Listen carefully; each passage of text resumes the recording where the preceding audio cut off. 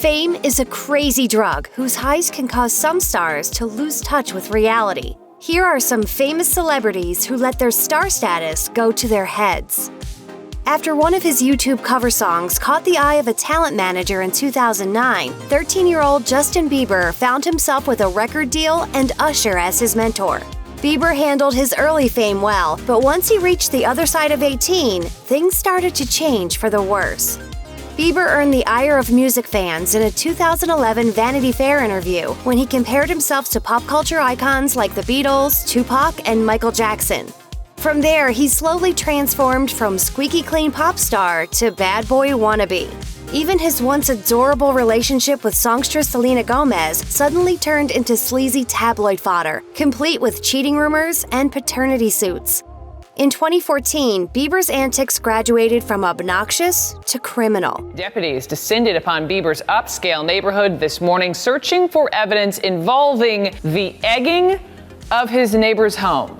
You heard me right. Less than 2 weeks later, Bieber was arrested for drag racing while allegedly drunk. More scandals and accusations would follow, involving drugs, racist jokes, public urination, and assault. Not to mention a habit for storming off stage and leaving fans hanging if he's in a bad mood. If you want a case study on the pitfalls of fame, you can't go wrong with the Biebs.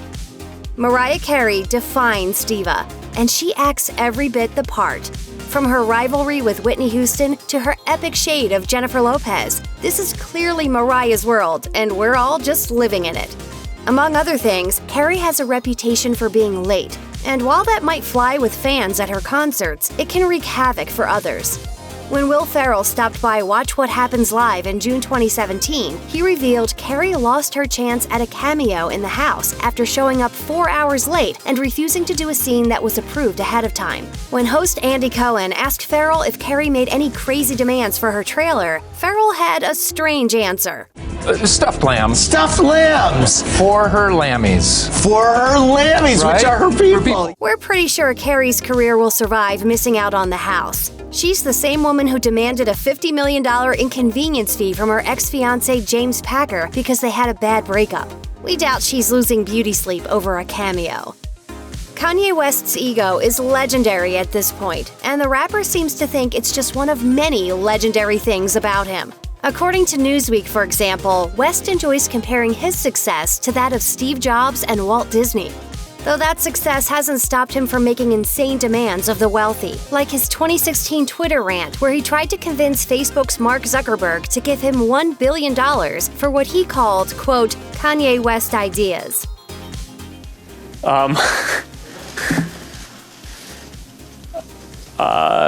No. Among other things, West's attitude may have cost him his closest friend and supporter. In November 2016, West went on an unhinged rant about best bud Jay-Z and Jay's wife Beyoncé during a concert, then stormed off stage. Kanye was hospitalized for psychiatric evaluation a few days later, but insiders allege that stay was purely for insurance purposes. Jay remained quiet until June 2017 when he dropped his new album 444, which included a direct shot at Kanye. According to Page 6, the real reason for the feud was West continuing to try to force his wife Kim Kardashian and Jay-Z's wife Beyoncé into a friendship the latter wanted no part of. An unnamed source told to Page 6, "It's not organic, it's not real. Beyoncé is a Southern, God-fearing woman, despite what you may see when she's entertaining. She may not have much in common with Kim." Thanks to the blockbuster success of Transformers, Megan Fox quickly became one of the hottest actresses in Hollywood. Unfortunately for her, comparing director Michael Bay to Hitler didn't go over well with executive producer Steven Spielberg, and her time with the survivors of Cybertron came to an end. Her career languished for years thanks to her acid tongue and an open letter from Transformers: Rise of the Fallen crew members that detailed her diva-like behavior on set. Fox and Bay eventually patched things up, and the director graciously cast her as April O'Neil in the 2014 live-action Teenage Mutant Ninja Turtles reboot. Apparently, no one heard Fox comparing any of the crew to European dictators this time around, but she still found herself in hot water after negative reviews touched a nerve. At a press conference, Fox said, "Those people can complain. They all go to the theater. They're gonna love it, and if they don't love it, they can f*** off, and that's the end of that." Following a string of hits in the 90s, Nicolas Cage became one of the biggest stars in Hollywood and was scoring paydays of $20 million per movie. At one point, the actor was worth $150 million, which seems like more money than one person could spend in a lifetime. Not Nicolas Cage. Cage owned 15 multi-million-dollar homes across the globe. His real estate portfolio included a $3.4 million haunted mansion in New Orleans. Oh, and by the way, it's not true he owned one castle in Europe. He owned 2 castles in Europe. And just to be safe, he bought a deserted island. Cage also famously purchased a dinosaur skull and routinely dropped money on cars, comic books, and shrunken pygmy heads.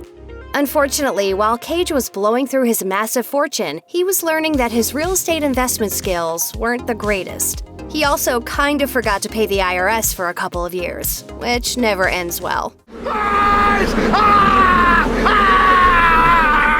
While fame and all the baggage that comes with it creeps up on other celebrities, Lindsay Lohan ran at it full speed. The Mean Girls star aggressively courted paparazzi, which only cemented her reputation as an out-of-control party girl. The studios couldn't explain her strange behavior as a simple case of exhaustion when the internet was filled with photos of Lohan partying hard.